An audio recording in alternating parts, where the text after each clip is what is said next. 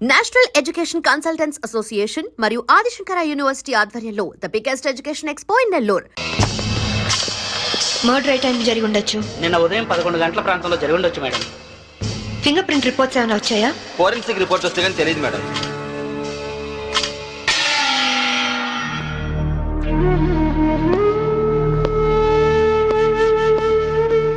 నమస్తే అమ్మా, నా పేరు సాంబవి. మీ ఆయన కేసు ఇన్వెస్టిగేట్ చేయడానికి వచ్చాను. మీరు నాకు సహకరించాలి.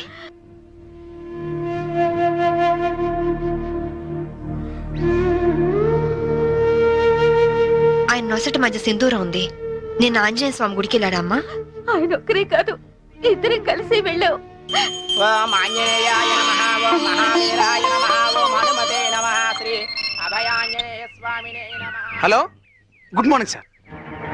అరగంట తర్వాత వాళ్ళ ఇంట్లో సప్లై ఉండదు సార్. వెంటనే వస్తానని చెప్పి వెళ్ళిన ఆయన ఇలా శాశ్వతంగా వెళ్ళిపోతారని నేను అనుకోలేదు. ఒక్కదాన్ని ఇంటికి వచ్చి నేను ఇలా జీవితాంతం ఒంటరిగా ఉండిపోవాల్సి వస్తుందని నేను ఊహించలేదు. బాధపడకండి, కానీ మీ నాతో ఒకసారి గుడికి రావాలి. అక్కడ ఏమైనా ఎవిడెన్స్ దొరుకుతుందేమో చూద్దాం. అలాగే.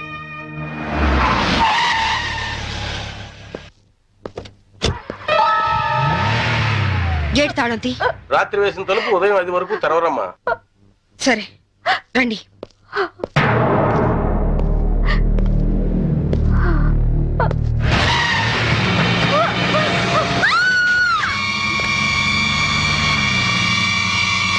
చూడండి చూడండి చూడండి,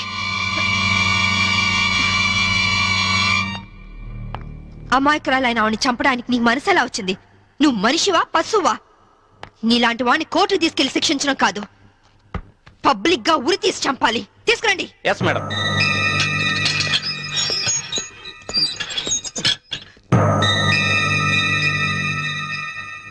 డ్రైవర్ గా నీ ఎక్స్పీరియన్స్ ఎంత ఉండొచ్చు? 20 ఏళ్ళు మేడం. 20 ఏళ్ళు ఎక్స్పీరియన్స్ ఉండి అంత నిర్లక్ష్యంగా నడిపి యాక్సిడెంట్ చేసావంటే నేను నమ్మను. అప్పుడు నేను తాగున్నానమ్మా. ఏం చేస్తున్నానో తెలియని మైకంలో అలా జరిగిపోయిందమ్మా. ఏయ్! ఎవరో చేసిన తప్పుకి నువ్వు బలిపశువు కావద్దు. వాళ్ళని శిక్ష నుంచి తప్పించడానికి నేరం నీ మీద వేసుకోవద్దు. నేరం రుజువు అవుతే నీకేం శిక్ష పడుతుందో తెలుసా? ఉరి శిక్ష. తప్పు చేశాక శిక్ష తప్పదుగా మేడం. అవును, తప్పదు.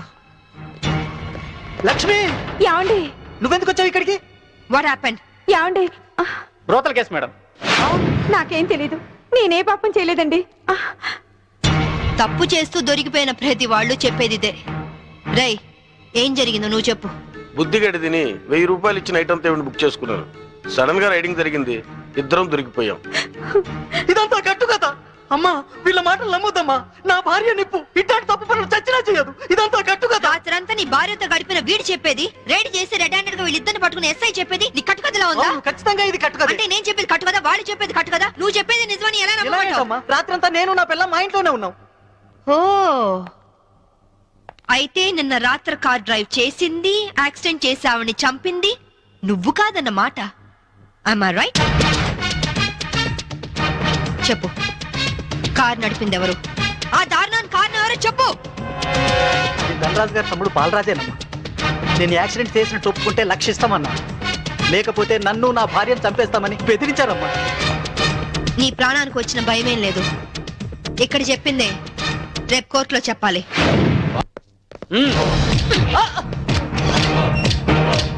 Madam, what is this? ఇది ఆపరేషన్ థియేటర్, లోపల రాకూడదు. Shut up! రేయ్, లేరా. మీరు జులుం చేయడానికి ఇది పోలీస్ స్టేషన్ కాదు, హాస్పిటల్. Don't disturb him. ఇతనికి heart problem, kidney problem, brain problem, nervous problem, liver problem. ఇన్ని ప్రాబ్లమ్స్ ఉన్నవాడు బ్రతకడం కంటే చావడం బెటర్. రేయ్, లేరా లేరా లే. What is this nonsense? Shut up!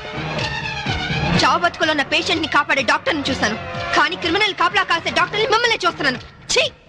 ఎరా, నీ గుండె నొప్ప,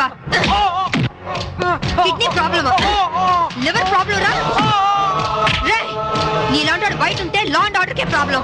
నీలాంటి వాడు పర్మనెంట్ గా బొక్కలు ఉండడం బెటర్.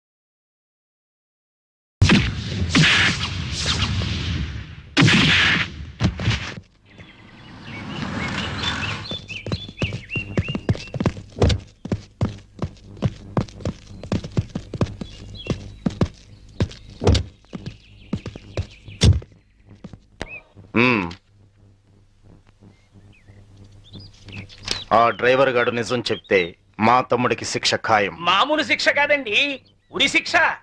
హిందీ మే फांसी का सजा बोलते हैं. अब అవును, వాడిని స్టేషన్ లోనే లేపేస్తే అదంత ఈజీ కాదు. నైట్ అంతా శాంభవి వాడే కాపలా ఉంటుంది. అయితే ఇప్పుడెలా? రేపొద్దున శాంభవి ఇంటికెళ్ళి కోర్టుకెళ్లే గ్యాప్ లో మీరు పోలీస్ స్టేషన్కి వెళ్ళి వాడిని లేపేయండి. उड़ा दो, उड़ा दो. ఓకే అన్నా.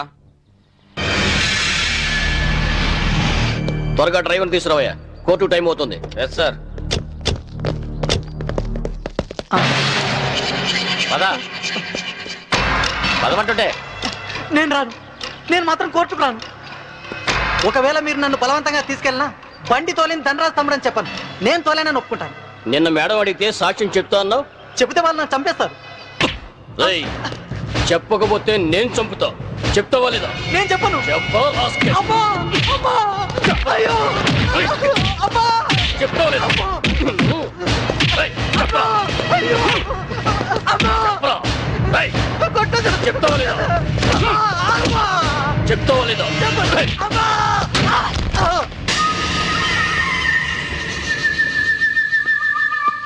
ఎలా ఉన్నాడు?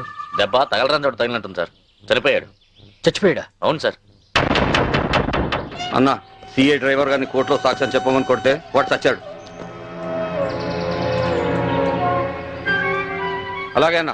పోలీసులు నశించాలి, పోలీసులు నశించాలి, పోలీసులు నశించాలి, పోలీసులు నశించాలి, పోలీసులు నశించాలి, పోలీసులు నశించాలి. ACP Shambhavi down down, ACP Shambhavi down down, ACP Shambhavi down down, ACP order order. What is this nonsense? ఎవరు మీరు? వీళ్ళంతా ఈ కేసుకు సంబంధించిన వాళ్ళే యువరానర్. అవును సార్, ముద్దాయిగా బోన్లో నిలబడ్డది మా తమ్ముడే. కానీ ఇప్పుడు నిలబడాల్సింది వాడు కాదు, ఈ ఏసీపీ శాంభవి. ఏమైంది? ఎలా జరిగింది? ఐఎమ్ సారీ మేడం, అనుకోకుండా జరిగిపోయింది.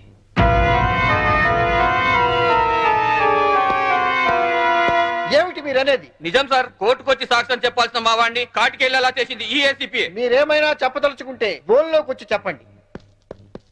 పోలీసు మామూలు ఇవ్వడం లేదన్న కోపంతో నీతిగా వ్యాపారాలు చేసుకునే మా మీద ఈ ఏసీపీ ఎప్పటి నుంచో కక్ష కట్టింది సార్. యాక్సిడెంట్ చేసిన మా డ్రైవర్ తప్పు చేసింది తానేని ఒప్పుకొని లొంగిపోయినా వినకుండా మా అన్నయ్యని ఎలాగైనా ఈ కేసులో ఇరికించాలని చూస్తాం సార్. యాక్సిడెంట్ చేసింది మా తమ్ముడేనని కోర్టులో తప్పుడు సాక్ష్యం చెప్పమని మా డ్రైవర్ ను కోరింది. విశ్వాసపాత్రుడైన వాడు చెప్పనన్నందుకు లాఠీలతో కొట్టించి చంపించింది. యువరానర్, అతను చెప్పేది పచ్చి నిజం. పోలీసుల దౌర్జన్యానికి, అరాచకానికి ఈ లాకప్ డెత్ నిలువుటద్దం లాంటిది. ఇలాంటి సంఘటన మళ్ళీ మళ్ళీ రిపీట్ కాకుండా ఉండాలంటే ఈ డ్రైవర్ సావుకు కారణమైన ఏసీపీ శాంభవిని, ఆ స్టేషన్ సిఐని సస్పెండ్ చేసి కఠినంగా శిక్షించాల్సిందిగా కోర్టు వారిని కోరుతున్నాను. That's all your honour. ఏసీపీ గారు, వాట్ ఈజ్ యువర్ ఎక్స్ప్లెనేషన్?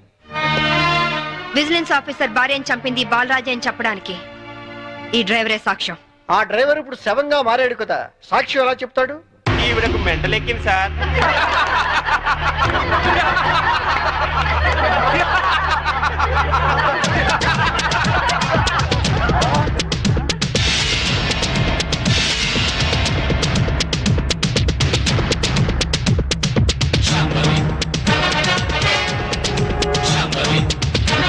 చచ్చాడు అనుకున్న డ్రైవరు బతికి లేచినందుకు షాక్ అయినట్టున్నారు.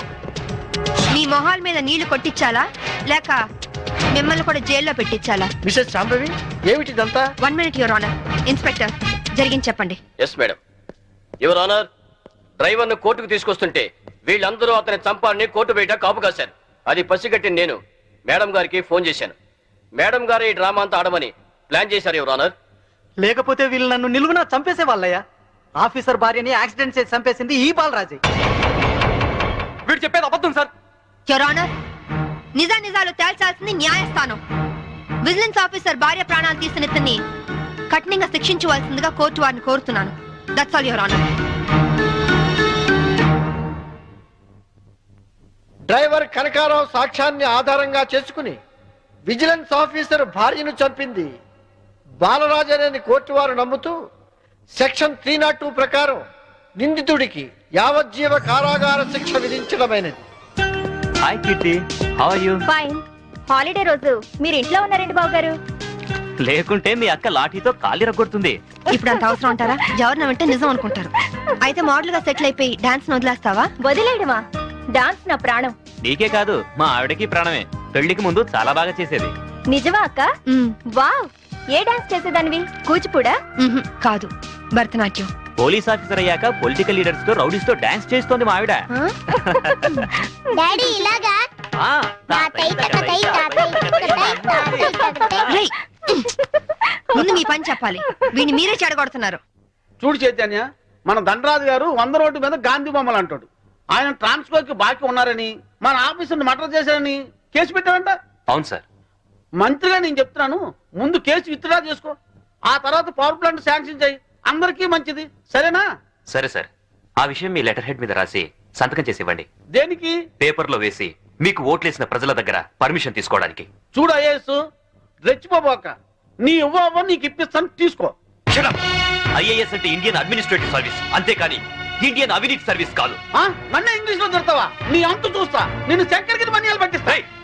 ఇంకొక మాట మాట్లాడమంటే నీ నాలుక కోసేస్తాను. నీలాంటి బ్రోకర్లు మంత్రి పదవుల్లో ఉండబట్టే ఈ రోజు కరెంటు ధరలు విపరీతంగా పెరిగి సామాన్యులు బల్బు వెలిగించుకోవడానికి కూడా భయపడుతున్నారు.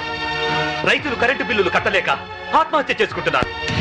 నిజాయితీగా మీ ప్రభుత్వం ఫ్యాక్టరీ యజమానుల దగ్గర కరెంటు బిల్లులు వసూలు చేస్తూ ఎలక్ట్రికల్ పోల్స్ మీద వైర్లు వేసి కరెంటు దోచుకునే వాళ్లను గుండె ధైర్యంతో పట్టుకోగలిగితే, ట్రాన్స్కోకు లాభాల మాట అటుచితే నష్టం మట్టుకు ఉండదు.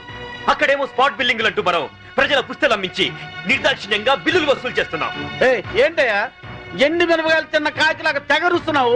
నేను అసలే మంత్రిని, నేను తలుచుకుంటే ఈ క్షణంలోనే నిన్ను సస్పెండ్ చేస్తా. నువ్వు నన్ను సస్పెండ్ చేయలేవురా, ఎందుకంటే నా సిన్సియారిటీకి ఎప్పుడో ఒకప్పుడు ఇలాంటి ఎదురు దెబ్బ తగులుతుందని నాకు బాగా తెలుసు. అందుకే ఈ రిజిగ్నేషన్ లెటర్ ఎప్పుడు నాతోనే ఉంటుంది. This is my resignation letter. Good bye. అమ్మో, వీడు రాజీనామా ఆమోదిస్తే నా అవినీతి భాగవతం బయటకు వస్తుంది, వీడు ఇంకో ఐఎస్ రాజకీయ నాయకుడు అవుతాడు. ఈ రాజీనామా లెటర్ నేను చింపారిస్తే ఏ గొడవ ఉండదు. ఇప్పుడు రాజీనామా చేయాల్సిన అవసరం ఏమొచ్చింది? రాజీ పడి బతకలేక? రాజీ పడమని ఎవరన్నారు? రాజకీయంగా పలుకుబడి ఉన్నవాళ్ళు. ఏమిటండి ఇది? ఎవరో ఏదో అన్నారని ఉద్యోగం వదిలేసుకుంటారా? చాంతాడు తక్కువగా ఉందని బావని పూడ్చుకుంటారా? ఇది నీళ్లున్న బావి కాదు శాంభవి, ఎండమావి. ఈ సిస్టమ్ మొత్తం అవినీతితో పొల్యూట్ అయిపోయింది. అందరితో పాటు నేను పొల్యూట్ కాలేను. పొల్యూట్ అవుతుందని ఎందుకు అనుకుంటున్నారు? ఉద్యోగంలోనే పోరాడొచ్చు కదా. అంత ధైర్యం లేనప్పుడు ఐఏఎస్ ఎందుకు చదివారు? బుద్ధి లేక. అమ్మాయి చెప్పింది కరెక్ట్ నాన్న, ఇది మా భార్యాభర్తల విషయం. మధ్యలోకి రావద్దు అంటావు అంతేనా? రై, ఊరంతా కాదన్నా మీ ఇద్దరి పెళ్లి చేసింది నేను రా. మీరు భార్యాభర్తలు కావడానికి కారణం నేను కావచ్చు, కానీ ఇది మా పాలసీకి సంబంధించిన మ్యాటర్. మీకేం తెలియదు, మీరు వెళ్ళండి. ఏమండి, ఆవేశపడుకుని ఒక నిమిషం ఆలోచించండి ప్లీజ్. చూడు, నేను జాబ్ లేకుండా ఇంట్లో ఉండడం నీకు అవమానంగా అనిపిస్తే భర్త పోస్టు కూడా రిజైన్ చేస్తాను.